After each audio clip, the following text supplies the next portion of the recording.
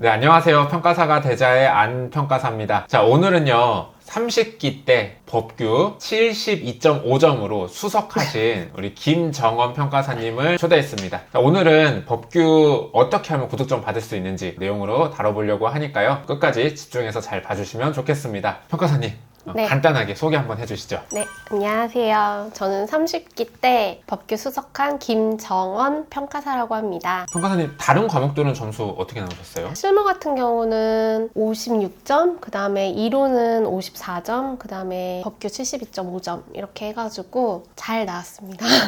사실 제가 아까 계산해보니까 한 60.8점 정도 되더라고요. 네, 전체 평균이. 그럼 네. 그 정도면 제 생각에는 아마 그 기수에서 한 10등 안에 드셨을 것 같아요. 저는 잘 모르겠는데 몇몇 분들이 그렇게도 얘기해 주시더라고요.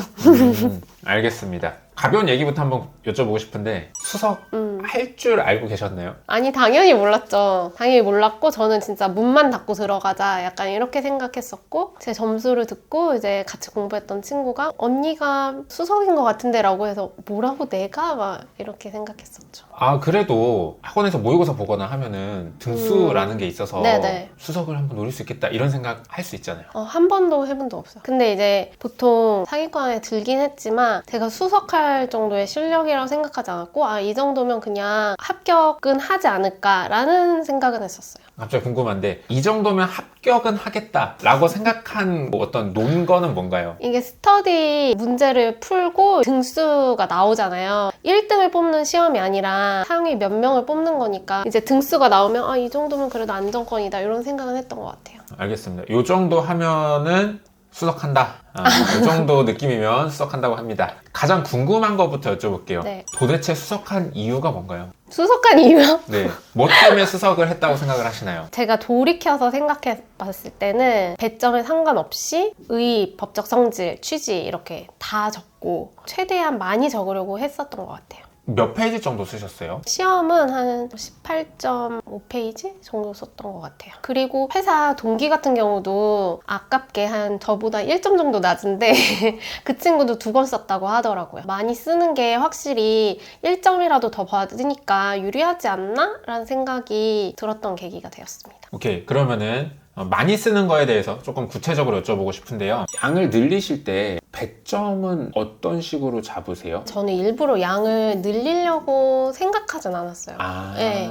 그냥 저도 항상 배점 안에서 쓰려고 했는데 이게 쓰다 보면 조금 약간씩 오바될 때가 있더라고요. 처음부터 오바된 게 아니라 어느 정도 한 4기차 되고 하다 보니까 의, 법적 성질, 취지 이런 게 쓰는 게 너무 손에 익숙해져서 빨라지니까 다른 내용을 한 줄이라도 더 쓰게 되면서 늘어난 거지, 이걸 내가 일부러 양을 늘려야지 이랬던 거는 아니고, 기본적으로 논점이 나오면 그 논점에 대한 의, 취지, 법적 성질 써주고 필요한 내용 있으면 써주고 하지만 가장 중요한 건 논리의 흐름이긴 했어요. 알겠습니다. 그러니까 원래는 내 기준에 맞게 쓰려고 하다가 이 얘기도 써줘야 되는데 이 얘기도 써줘야 되는데 하면서 늘어나면 굳이 그거를 쳐내진 않았다. 네네. 많이 쓰는 연습을 하면은 손이 빨라져서 그 안에 들어가게 되더라고요. 근데 우리가 이제 결국 배점이라는 거를 좀 계산을 하고 네. 좀 웬만하면 이렇게 분량 안에 쓰려고 하는 네. 이유가 시간 관리를 못해서 이제 뒷부분에 뭐 쉬운 거를 잘 못 쓴다던가 이런 거를 걱정해서 우리가 분량을 칼같이 지키려고 노력을 하는데 네네네. 그렇게 막 이것도 써야지 하다가 끝에 못 쓴 경험은 없으셨어요? 분명히 스터디 할 때는 그런 경험이 있었죠. 그래가지고 이제 자꾸 연습을 하고 한 게, 저는 목차 잡을 때 시간이 좀 오래 걸렸어요. 한 15분에서 20분 소요는 됐었는데, 목차를 잡을 때 키워드를 딱딱 적고 대략 이제 시간이 있잖아요. 마지막 문제는 몇 분 정도에는 시작을 해야 되고 이게 있으니까 오바된다 싶으면은 빨리 내용을 마무리 짓는 거죠.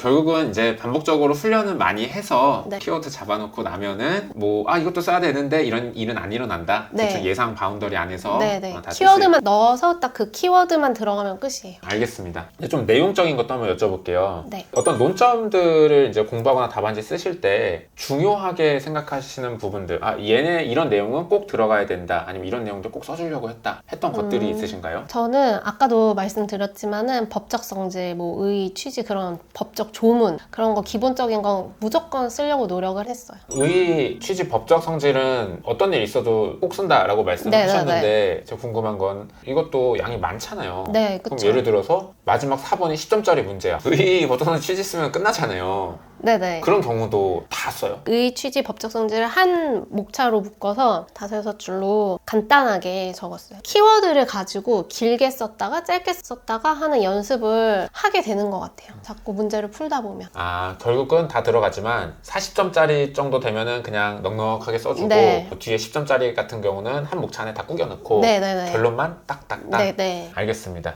요거를 이제 꼭 써주셨다고 합니다. 또 그 다음으로 중요하게 생각했던 거는 판례를 쓰고 나서 한두 줄이라도 꼭 검토를 썼어요. 제 생각건데 내가 생각한 건 이거다 해서 판례의 내용을 다시 복붙 타듯이 이러이러하기 때문에 판례의 내용은 타당해 보인다. 타당하지 않다. 이런 식으로 저의 생각을 꼭 적는 거를 중요하게 여겼어요. 판례 검토는 이미 내 서브에 정리되어 있는 검토를 사실 외워서 쓰는 거죠. 그쵸. 그 전에 미리 논점들 다 정리하고 나만의 서브가 있잖아요. 거기에 항상 적어놨었고 어떤 게 키워드고 인 걸 아니까 그거를 다 적어줬었어요. 알겠습니다. 자, 그리고 또 내용적으로 중요시하는 게 있으셨을까요? 아, 네. 저는 뭐 소결이나 뭐 사안의 해결 이런 이제 보편적인 제목을 쓰지 않고 갑의 주장은 타당한지라고 질문을 했으면은 갑의 주장은 타당한지에 대해서 제목을 그렇게 정하고선 가로하고 타당하지 않다. 요거를 따로 적어줬어요. 혹시 그렇게 하시게 된 이유가 있을까요? 출제자가 보기 편하고 그렇게 했을 때 한눈에 들어와서 이제 채점할 때 1점이라도 더 얻을 수 있지 않을까라고 생각했습니다. 네, 알겠습니다.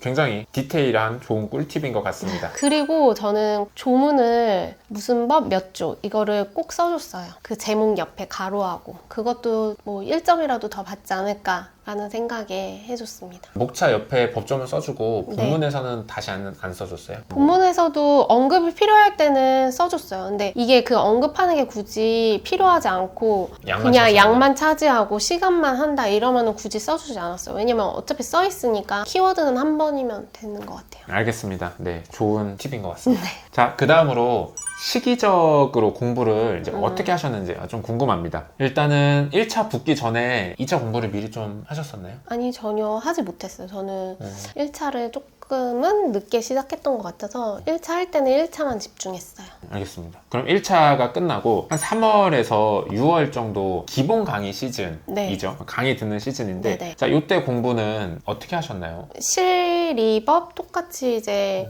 시간 배분해서 강의 들으면서 그냥 강의 쫓아가고 그렇게 공부했던 것 같아요. 법규 따로 서브를 만들거나 그러지는 않았어요? 그러진 않았어요. 그러진 않았는데 강의를 들으면 그 강의 내용을 공책에 정리는 했어요. 그래서 나중에 공부할 때 이해가 되고 그 나중에 서브를 만들 때 좀 참고할 수 있었지만 그건 정말 초기 단계여서 거의 쓸 수는 없었지만 제가 정리를 하면서 이해하는데 도움이 많이 됐었어요. 알겠습니다. 7월부터 10월까지 자, 요때 보통 이론 공부는 했는데 답안지를 못 써서 힘들어하는 시기거든요. 요때는 공부 어떻게 하셨나요? 저는 그때 이론이랑 법규 같은 경우는 연기는 문제를 미리 줘요. 그래서 이제 일주일 동안 그거를 공부를 하는 거예요. 내내 그거를 하진 않지만 이제 시간 내서 목차를 잡고 내용을 공부하고 제가 저만의 답안지를 만들어서 그 외운 걸 썼어요. 그러면은 다 쓸 수 있을 때도 있고 기억이 안 나서 못 쓸 때도 있고 그런데 그냥 최대한 외워서 쓰려고 했어요. 안 그러면 연기 때는 가서 뭘 할 수가 없으니까 오픈북 하는 사람 많은데 간혹 이제 이렇게 보기도 했지만 그러면은 결국 크게 남지는 않는 것 같아서 저는 시간이 없었으면 목차만이라도 잡아가려고 했어요.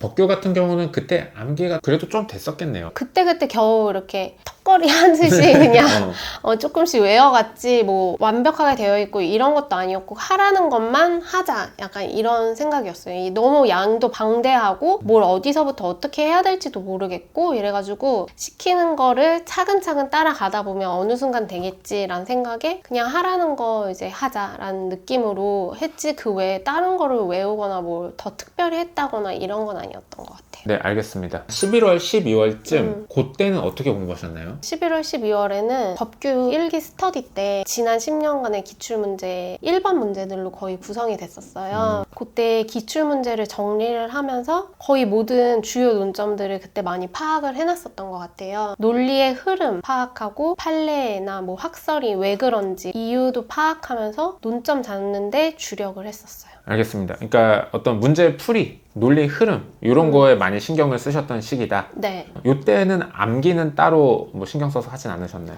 암기는 크게 하지 않았어요. 정리를 하면서 외우려고는 했죠. 근데 막 시간을 내서 이거 외워야 돼. 이렇게는 아니고 최대한 정리하는 데 의의를 두고 이해를 해야 정리가 되잖아요. 그러다 보면 왜 이런 학설들이 나오는지 또 판례가 그래서 이런 판례로 하고 결론은 이러구나 하는 어떤 논리적 흐름이 있으니까 그때 절반 정도 그래도 외워지지 않았나 자연스럽게 생각합니다. 그러면 그때 내용 정리한다고 하셨잖아요. 네. 서브를 얘기하시는 건가요? 그때 서브를 딱히 만들지는 않았고 그냥 또 다시 정리를 하긴 했어요. 저는 항상 이제 배운 내용을 저만의 스타일로 만드는 거를 좀 중요하게 여기고 그렇게 해야 봐야지 내가 빨리 이해하고 보니까 정리를 하기는 했어요. 어떤 노트 하나 따로 네네. 해가지고 알겠습니다. 그럼 혹시 그게 이제 기본 강의 들을 때 만들어 놓은 노트에 계속 정리하신 건가요? 아니었던 것 같아요. 아 그냥 그때그때 노트를 다시 만들었었다? 알겠습니다.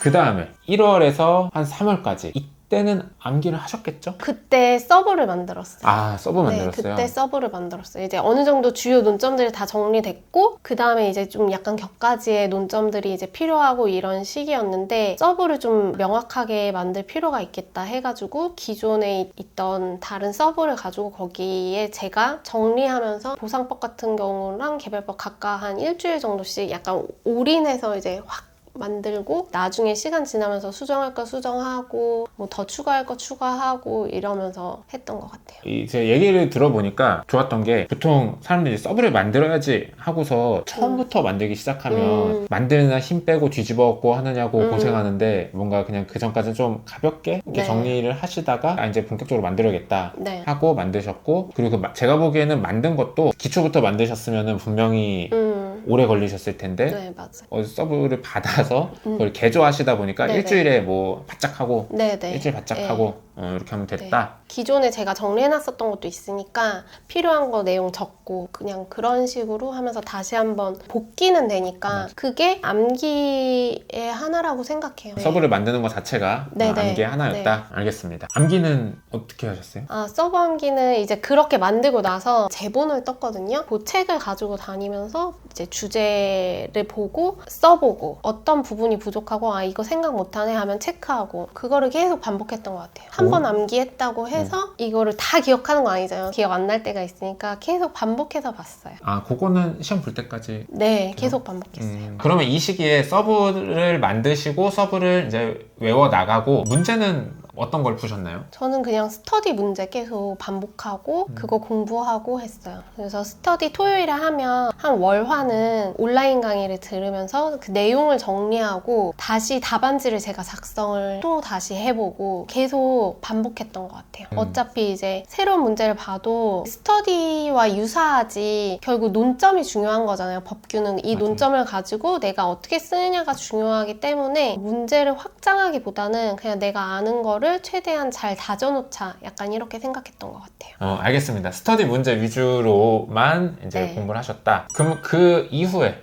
3월에서 6월 진짜 막바지잖아요. 이때는 어떻게 공부하셨어요? 아, 그때 이제 4기 스터디인데 똑같이 이제 월화는 내 문제 풀고 또 하루는 3기 문제를 풀었어요. 근데 3기 문제를 그냥 푸는 게 아니라 기본서나 뭐 내가 정리했던 거 보면서 더 논리적이고 정확한 목차와 키워드를 잡고 그 다음에 그거를 다시 써보는 연습을 했어요. 근데 이거를 써보는 연습을 하면 아무래도 절실함이 없으니까 거의 2시간은 걸렸던 것 같은데 최대한 아무튼 그렇게 쓰려고 노력을 했어요. 그래서 주말에도 쓰고 그 전에도 목차 정리 같은 것도 하고 키워드 위주로 또 외우다 보니까 어느 순간 이게 손이 빨라지더라고요. 그러면서 이제 4기 때 두 번째 권도 넘어가기도 시작하고 그러면서 내가 빨라졌다라는 걸 그때 느꼈어요. 그러면은 문제를 많이 푸신 스타일보다는 그냥 그 예전에 풀었던 문제 다시 꺼내 와가지고 네. 이거를 더 완벽하게 쓰려면 어떻게 써야 될까 그거 고민하시고 맞아요. 네. 그러면서 어떤 논리의 흐름이나 이런 쓰는 연습이 많이 됐을 것 같네요. 네, 맞아요. 그렇게 했고 저는 이제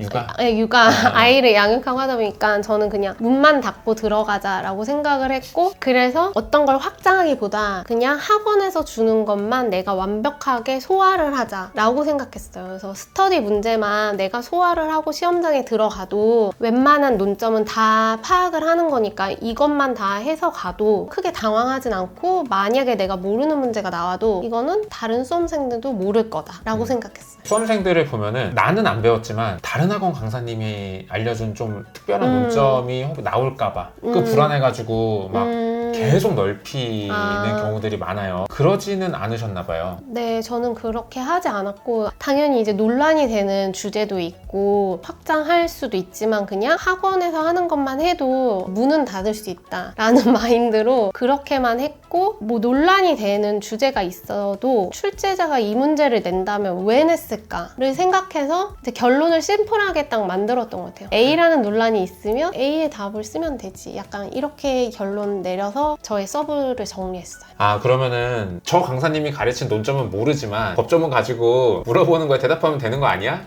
네. 이런 어떻게 보면 네, 그렇게 생각한 거죠. 어차피 네. 뭐 고득점 받을 생각 없으니까. 네. 네, 근대 수석을 하셨군요. 알겠습니다. 그러면은 그거 어떻게 생각하세요? 평가사님 때는 이런 얘기 없었을 텐데 법규가 기본 점수대가 조금 높잖아요. 사실 네네. 수석도 70점대가 나오고 네네. 그래서 실무나 이론은 꽈락만 면하고 법규에 진짜 최선을 다해서 법규에서 초고득점을 맞아서 합격을 하겠다.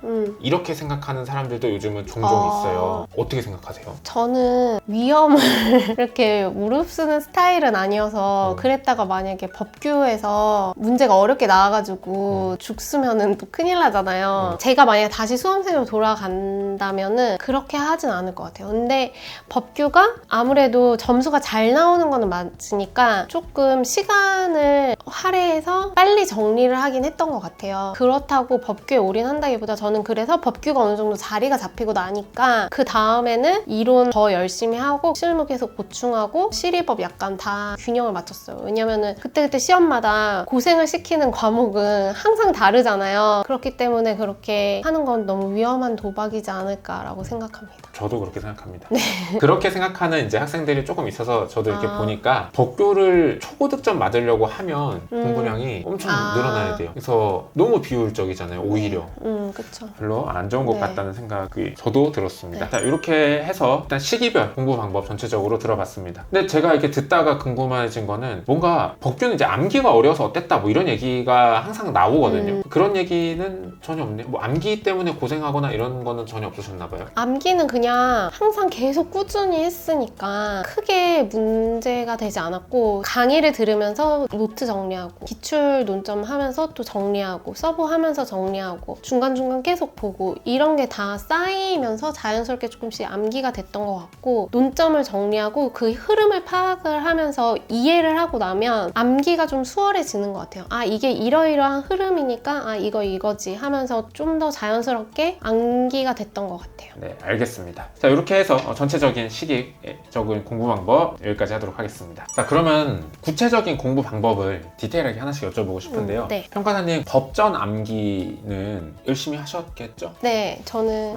열심히 했고 이렇게 보니까 자꾸 딴 생각을 하게 되더라고요. 이제 안 되겠다 해서 토지보상법, 시행령, 시행규칙, 1조, 목적, 2조, 정의 뭐 이런 거를 정리를 해서 매주 토요일마다 이제 스터디 시작 전에 두세 명이 같이 모여서 그거 적으면서 이제 스터디를 시작했었어요. 거의 한 1기, 2기 이때서부터 4기 때까지 쉬지 않고 해가지고 법조문 몇 조는 뭐, 몇 조는 뭐 이게 바로 나올 수 있게 그렇게 계속 암기했어요. 아, 일주일에 한 번씩 시험을 봤다. 네. 양은 어느 정도 봤어요? 뭐 법 하나 다 보는 정도였어요? 아니면... 토지보상법은 2번인가 3번에 나눴던 것 같아요. 양이 아무래도 많다 보니까는 뭐 행정법은 하나 다 하고 그 다음에는 뭐 시행규칙이랑 뭐 행정법 시행령 같이 했다던가 뭐 그런 식으로 이제 외웠었어요. 그러면 모든 법조문을 다 보나요? 아니면은 시험에 그래도 관련된 거 나올 만한 것만 보나요? 그러니까 토지보상법 같은 경우는 모든 조문을 다 봤고, 시행령이나 시행규칙은 이제 논점이 되는 그 핵심 조문들 있잖아요. 그것만 외웠고 그런 식으로 이제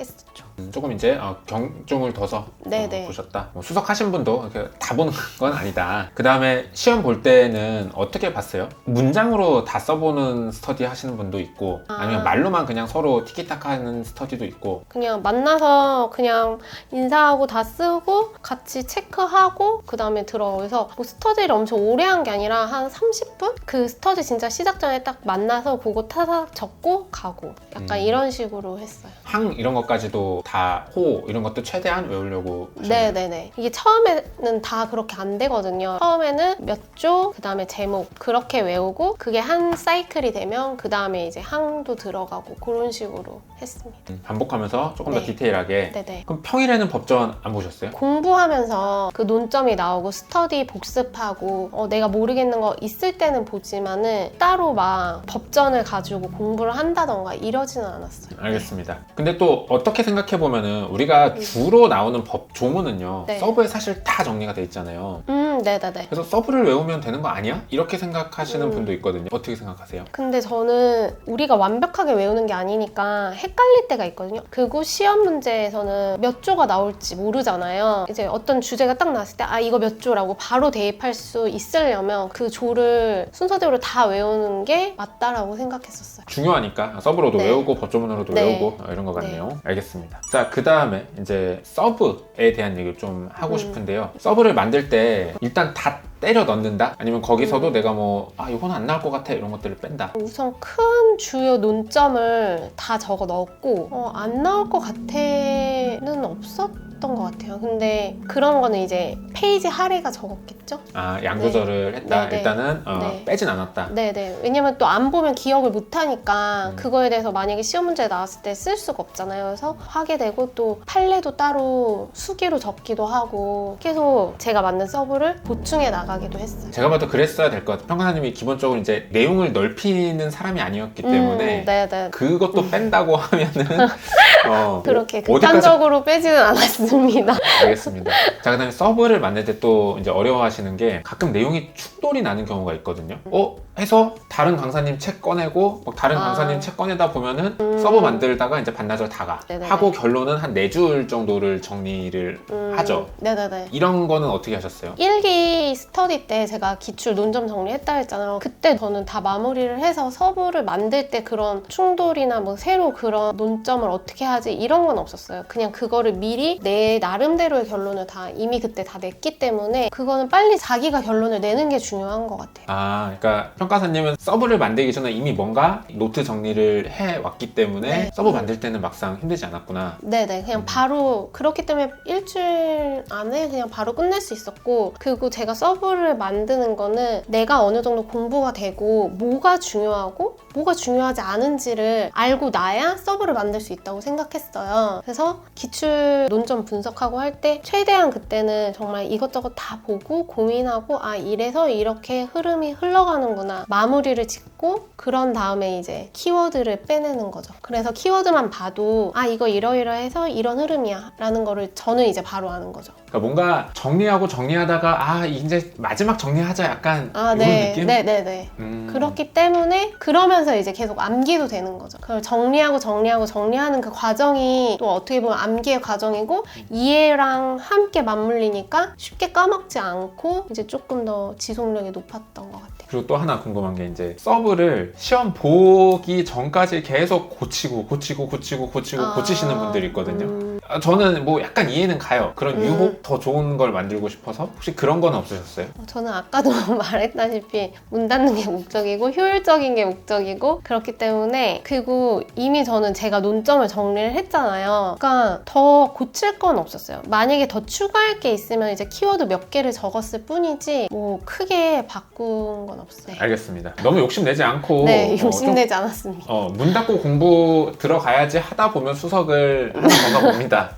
네. 근데 사실 저도 공감해요. 그러니까 저도 강의 때 초고득점 맞을 필요 없다. 적당히 중고득점 맞으면 된다. 라고 항상 이런 의미로 얘기를 많이 하는데 이렇게 이제 평가사님이 얘기를 해주시니까 제가 좀 힘이 됩니다.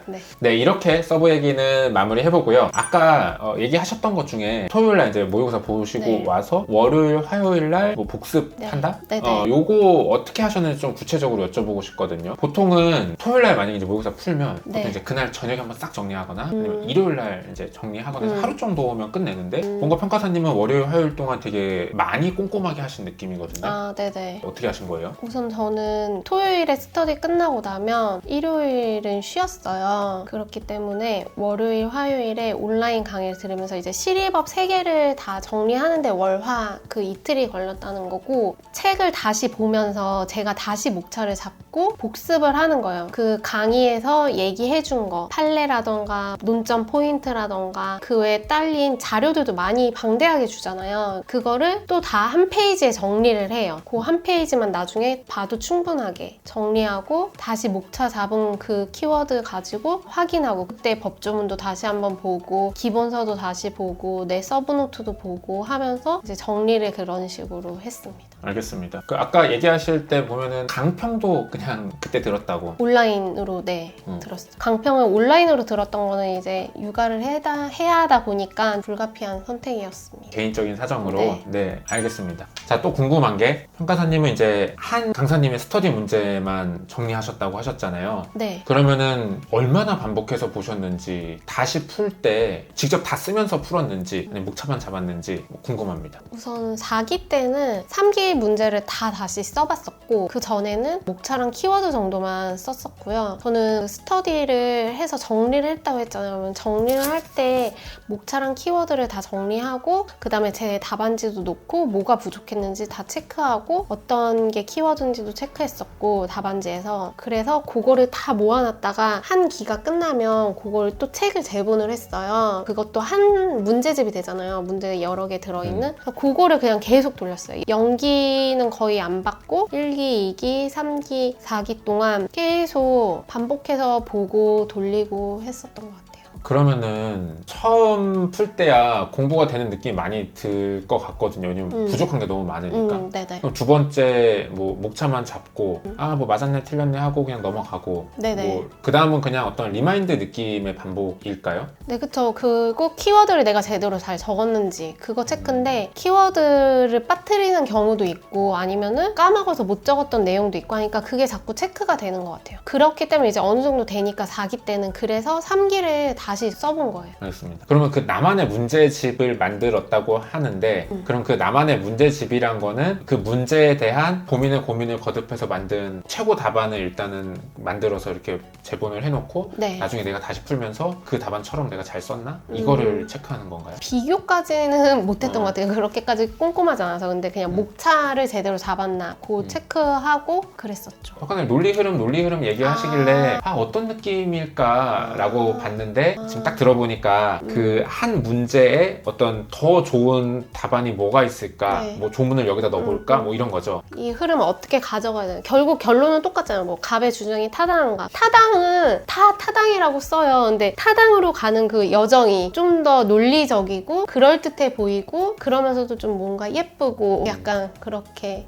하는 걸 신경 썼던 것 같아요. 그 공부가 제가 보기에는 단순히 이제 외워서 쓰는 사람과의 격차가 아니었을까. 그렇습니다. 자, 이렇게 해서 구체적인 공부 방법들 하나하나 조금 자세히 살펴봤습니다. 자, 그 다음으로는요, 평가사님 실제 30회 문제 푸셨을 때 어떤 느낌으로 푸셨는지 저희 한번 같이 얘기해보고 싶습니다. 자, 첫 번째 문제 딱 봤을 때 문제 네. 봤을 때 어떤 느낌이셨어요? 뭘 물어보려고 하는 거지라는 생각이 들었고, 물음 1에 이제 갑의 소송은 적법한가 이거를 보고 지금 뭘 원하는지를 빨리 파악하려고 했던 것 같아요. 근데 이제 15점? 약간 이런 생각에 개별 공시지가의 의의, 법적 성질, 절차 및 불복 수단을 쓰고 그 다음에 개별 공시지가의 정정의 의의, 취지, 법적 성질 이렇게 써나갔어요. 왜냐면은 이 15점을 뭘로 채워야 될지를 모르겠더라고요. 이제 정확하게 내가 좀 잘 알았다 하면은 개별 공시지가의 정정부터 들어갔을 것 같은데 모르겠어서 개별 공시지가의 의의까지 시작했어요. 이게 참 재밌는 것 같은 게 수석 70점이 넘으셨지만 이거 100점이 남아서 뭘 써야 되지? 개별 공시지가의 의의, 취지, 법적 성질이라도 써야겠다. 이렇게 생각하셨다는 게 뭔가 엄청난 생각이 있어서 쓴 건 아니고 100점이 네. 남아서 뭐 했을까? 네. 이렇게 해서 썼다고 하십니다. 근데 이 문제 1번이 사건이 사실 조금 포인트가 있어요. 이 문제가 이의 신청을 했거든요. 강학상 이의 신청을 제기한 거죠. 그리고 나서 갑자기 이 이의 신청이 어땠다 저땠다 얘기가 없이 A 시장이 그냥 혼자 갑자기 정정을 했단 말이에요. 네. 그래서 사람들이 좀 헷갈려 했는데 평가사님은 그런 걸 전혀 개의치 않은. 네. 그거는 크게 문제가 되지 않았다고 생각을 하고, 사람이 내는 문제고 이게 수능이 아니기 때문에 100% 완벽하게 검토를 거치진 않는다고 생각하거든요. 그래서 질문의 포인트가 뭔지, 결국에 이제 도출하고자 하는 답안, 출제자가 어떤 의도를 가지고 문제를 냈는지, 그거를 가장 먼저 중요하게 생각을 했어요. 그래서 논리적 흐름에서 이 문제 왜 이런 식으로 말하지? 약간 이런 거는 저는 크게 의미를 두지 않고 그냥 큰 줄기를 보려고 생각했던 것 같아요. 문제가 완벽하지 않다 어차피. 네네. 지금도 이게 크게 문제가 되는지 잘 모르겠어요. 맞아요. 저도 공감해요. 뭐냐면은 출제자랑 사실은 커뮤니케이션을 하는 거지 수학 문제를 푸는 게 아닌데 이거 가지고 연연해 하면 출제자가 그쵸. 보기에는 야 내가 이거 물어봤는데 갑자기 말꼬리 잡고 있는 느낌이잖아요. 그렇죠. 그리고 지금 100분 안에 답안지 써야 되는데 그거 가지고 이럴 시간이 없어요. 그냥 결론은 뭐야? 답 뭐 원해? 내가 빨리 얼른 그 답을 써줄게. 약간 이런 식으로 가야 될 것 같아요. 알겠습니다. 그리고 또 물음 1번 같은 경우에도 강사님들마다 논의가 있는 게, 자 1번은 평가사님 같은 경우는 정정의 효력 해서 뭐 소급표 있다 이렇게 쓰셨잖아요. 네네. 근데 이제 시중 강사님들은 이 이후에 여기에 이제 그 경정처분이라는 조세행정법 파트의 논의를 가져오셔서 역흡수설, 역흡수설 이런 거를 써서 답안을 구성하시는데 그거는 고민 안 하셨나요? 저는 이 답안을 쓸 때 그거에 대해서 알지도 못했고 몰랐어요. 그래서 저는 그냥 개별공시지가의 정정은 그냥 오류를 수정하는 사실행위에 불과하다라고 한 줄로 결론을 내고 그 다음에 이야기를 풀어갔거든요. 그래서 그냥 사실행위이고 부공법 12조에 정정하여야 한다라고 해서 기속행위다. 그렇기 때문에 소급표를 가진다 하고 그냥 취소소송의 요건으로 넘어갔어요. 잘 모르겠으니까 대충 얼렁뚱땅 이제 넘어가면서 결국 소송은 적법 판가가 이제 가장 핵심이잖아요. 이러면 저희는 소송의 요건을 따져야 되니까 그 앞에는 잘 모르겠고 대략 언급만 해주고 얼른 요건으로 넘어갔습니다. 알겠습니다. 평가사님 몰라서 네. 소급표 하나 생각나서 그렇게 푸신 것 같습니다. 네네. 그리고 이제 제가 사실 이제 답안해보고 좀 재밌다고 생각했던 거는 개별공시지가 정정이 사실행위라는 논의는 사실 없거든요. 그러니까 정정 신청의 거부가 사실행위다라는 건 있는데 그래서 이거는 아닌 것 같은데요? 라고 제가 이제 평가사님한테 여쭤봤더니 평가사님 뭐라고 하셨죠? 어차피 답안지는 완벽할 수가 없습니다. 그냥 우선 나의 흐름대로 이걸 이끌어가고 이런 거는 지금 크게 문제가 되지 않는다고 생각해요. 만약에 요건이 틀린다 이러면 크게 문제죠. 근데 여기서는 그냥 이런 거 대충 치고 이제 그 다음 가장 주요 논점 내가 잘 얘기해볼게. 약간 이런 느낌으로 가면 될 것 같습니다. 점수를 이렇게 맞아도 강약 조절과 강사로서 봤을 때는 이런 내용 없다 하는 것도 쓰시는 것도 저는 여러분들이 많이 느끼시는 바가 있을 거라고 생각을 합니다. 자, 그 다음에 소모는 2번 같은 경우는 이거는 이제 어떤 느낌이냐면은 논점이 없어. 일단 외운 논점 없음. 그리고 관계없는데? 너무 당연한데? 이의신청이고 정정이지. 뭐야? 이런 느낌을 많이 받아 하거든요. 평가사님은 기억나시나요? 아무튼 이 문제가 되게 생소하긴 했었어요. 그때 당시에. 근데 아무튼 저는 이 안에서 그냥 최대한 빨리 뭘 원하는 거지? 뭘 써야 되지? 그냥 계속 그걸 생각했던 것 같아요. 이의신청이 도과한 뒤에 정정을 한 게 위법하다고 하는 거잖아요. 그러니까 위법하지 않으려면 정정이 정당한가 가능한가를 봐야 되잖아요. 그래서 그거를 그냥 파악했어요. 그게 가능한가? 그럼 제가 궁금한 건 이거를 물어보는 서브나 아마 그거 정리하신 거 없었을 것 그쵸, 같아요. 없었죠. 없었고 저도 쥐어짠 게 조문을 검토했습니다. 그래서 답안을 보면은 뭐 조문 검토라는 목차가 나오고 네. 조문 듣도 보도 줄줄줄. 못한 그런 건데 뭐라도 써야 되니까 부공법 11조에 따라서 뭐 30일 이내에 이의 신청해야 되고 동법 12조 시행령 23조 막 하면서 이제 그냥 적어주고 그 다음에 내 생각에는 오류가 있음에도 정정의 기간을 정한다면 불합리하다. 그래서 이 정정의 기한이 없음이 타당해 보인다 하고서는 그렇기 때문에 갑의 주장은 타당하지 않다. 않다라고 썼어요. 근데 이게 이제 맞든 안 맞든 아무튼 이렇게 논리 흐름을 중요하게 생각하지 않았나. 그래서 제가 이 1번 문제가 점수가 34점이 나왔거든요. 몇 퍼센트죠? 85%로 와. 득점을 했어요. 그래서 갑의 주장이 타당할 수도 있지만은 아무튼 흐름이 맞아서 이렇게 좋은 점수를 줬지 않나. 조문 검토라는 특이한 목차로도 그런 게 아닌가 싶습니다. 강사로서 느끼기에는 논점이 없으면 조문 끌어와서 해결하시려고 한 거 너무 좋았고, 심지어 조문에 내 의견까지 달아줬어. 이게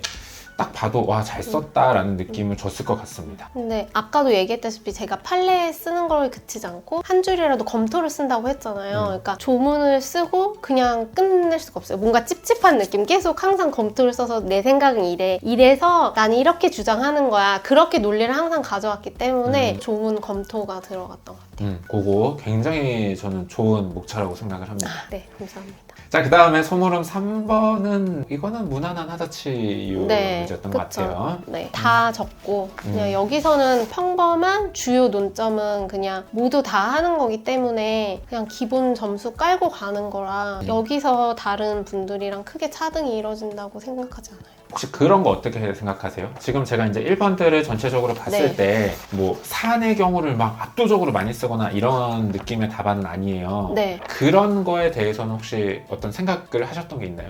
저는 사안의 경우가 중요하다고 생각을 크게 해본 적 없어요. 거기에 비중을 많이 둬야 된다고 생각하지 않았어요. 그러니까 그 사안의 경우 쓰기 전에 앞에 필요한 내용들을 다 언급을 해주잖아요. 그러니까 약간 정리하는 내용이기 때문에 거기에 힘을 준다기보다 그냥 키워드로 이렇게 얘기한 거 들었지? 이제 요거 이렇게 해서 나는 타당하다고 생각해. 뭐 충족하지 못하다고 생각해. 뭐 그런 식으로 가볍게 빨리 정리하는 게 전 좋지 않을까라고 생각해요. 사안의 경우에 그렇게 힘을 안 쓰시는 스타일이었군요. 그 사안의 경우 이제 문제의 내용을 이제 이렇게 포섭해 와서 그 내용을 문제에 주어진 거를 충실히 사안의 경우에 이렇게 야무지게 녹여 써주면 좋다 이런 얘기 많이도 하는데 딱히 그런 느낌은 아니시네요. 저는 개인적으로 제가 받았던 느낌은 너무 이제 문제 있는 거를 그대로 오면 그냥 양만 늘리는 것 같은 느낌이 들지 않을까라는 이제 생각이 들었고, 아무튼 빨리 내가 내용 파악했어, 나 이렇게 정리할게, 이거를 보여주는 게 중요하다고 생각해서 저는 자꾸 키워드, 논리 흐름 이거에 더 많이 집중했던 것 같아요. 어떻게 보면 이제 본문의 내용을 구성하는 게 더 힘을 쏟고 네. 그거를 적용하는 거는 뭐 평범하게 했는데 이런 느낌. 네네. 알겠습니다. 되게 인사이트가 있는 내용이라고 생각을 합니다. 그 다음에 문제 2번. 이것도 좀 지랄 맞은 문제예요. 왜 그러냐면 이게 원래 판례는요, 자녀 시설물에 대한 보상이 규정이 없다.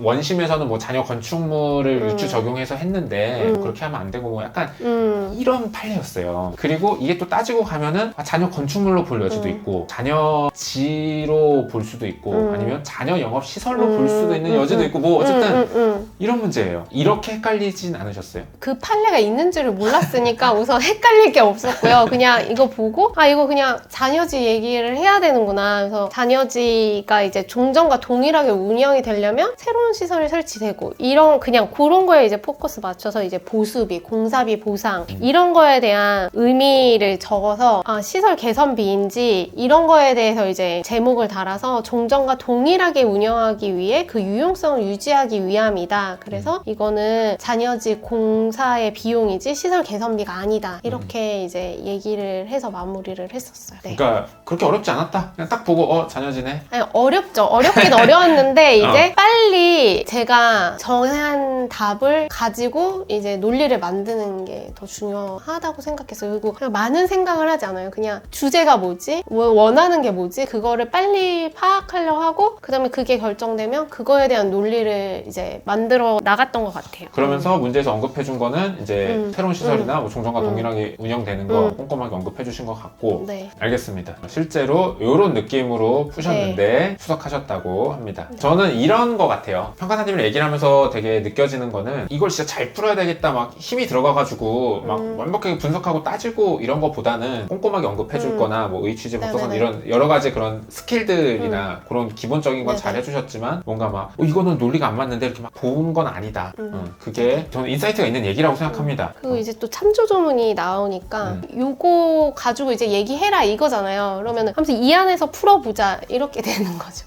맞습니다. 네. 자, 그 다음에 문제 3번. 자, 이 문제 3번도 좀 포인트가 있죠. 사실 평가사님 같은 경우의 답안이 제가 느끼는 쉽게 푼 답안은 아니에요. 결과적으로는. 뭐냐면 여기서 보상 규정 없다 그랬으면 아 규정 없네 하고 그냥 간접 손실 보상 딱 풀면 되는데 갑자기 토지보상법 규정을 끌어와가지고 그럼 규정 있는 거 아니야? 이렇게 풀었단 말이에요. 어떻게 하다 보니까 이렇게 생각이 흘러갔나요? 우선 저희가 약간 메인이 토지보상법이고 여기서도 이제 보상이라는 단어들이 자꾸 나오니까 저는 이거를 이제 우선 토지보상법으로 생각을 했고 간접손실 보상라고 생각을 했어요. 그래서 문제를 풀었었던 거고 이거를 딱히 뭐 배웠던 문제는 아니었던 것 같아요. 그래가지고 열심히 간접손실 보상에 대한 의의 쓰고 그 다음에 간접손실 보상의 요건 적고 특별한 희생인지 보고 이제 건드리면서 그 다음에 보상 규정이 있는 게 맞는 건지 없는 게 맞는 건지 모르겠는 거예요.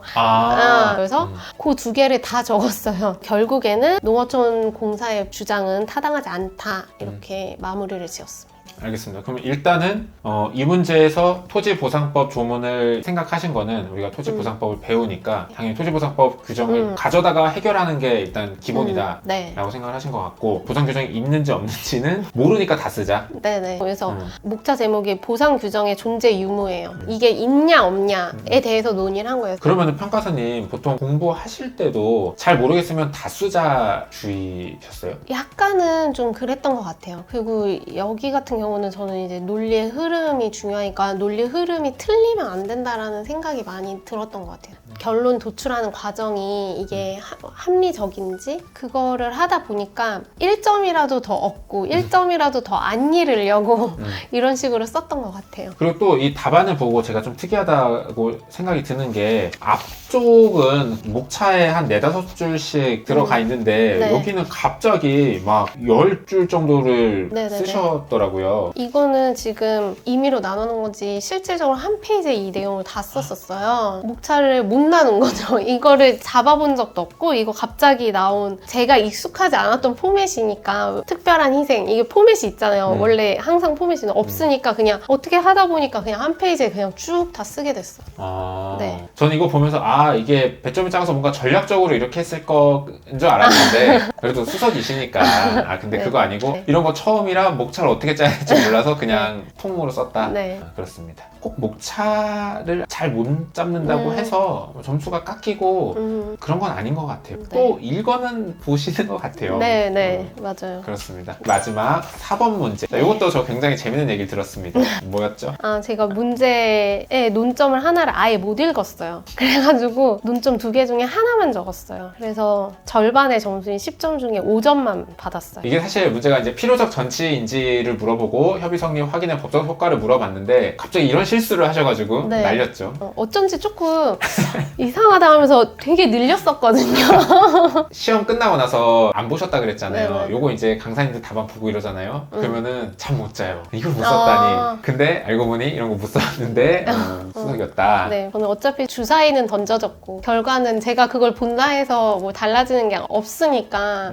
결과만 기다렸습니다. 알겠습니다. 자, 이렇게 해서 30회 문제 어떻게 푸셨는지 실제 얘기를 들어봤습니다. 요거 이제 문제랑 답안은 저희가 보실 수 있게 올려드려도 되죠? 네, 네네. 올려드릴 테니까 네. 댓글이나 내용 참고하시면 되겠습니다. 여기까지 하도록 하겠습니다. 감사합니다. 감사합니다.